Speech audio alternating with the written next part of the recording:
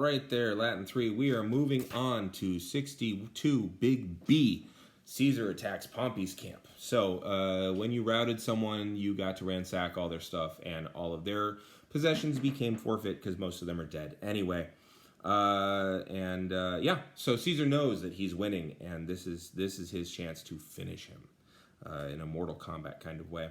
So Caesar, thinking that he ought to give no rest to the terrified Pompeians, who had no relief to the terrified Pompeians, who had been driven to flight. In other words, they had been routed inside their camp, inside their stockade, their fortifications. He encouraged his soldiers to take advantage of fortune's generosity and to storm the camp. Now, here's where I'm just like, wow, this guy really could lead men, because his men,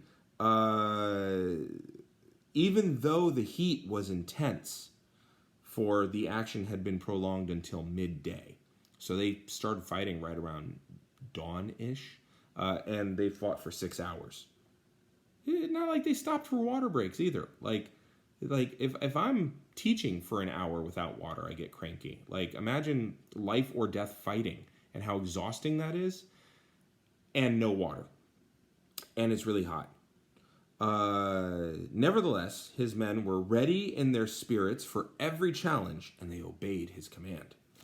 The camp was being defended with zealously, assiduously, by the cohorts that had been left there on guard, and even more fiercely by Thracian and other barbarian auxiliary troops. So, interesting little thing in there. This kind of sets a juxtaposition to Pompey, I think. I think that's what he's doing. So he's praising the people who were guarding it. The Romans did their job. Surprisingly, the Thracians and the foreigners did their job, and I love that he's in a foreign country calling them foreigners. But they did their job, and it's kind of to highlight how crappy. And again, he just said his men, they obeyed their commander. These guys, they're obeying their commander. The commander's nowhere to be seen. For the soldiers who had deserted the line, they were both broken in spirit and overcome by exhaustion, and very many had thrown away their weapons and their military standards. That's a big sin. They were thinking more about continuing their escape, their flight, than thinking about defense of the camp. So here he's throwing a lot of shade on the guys who quit.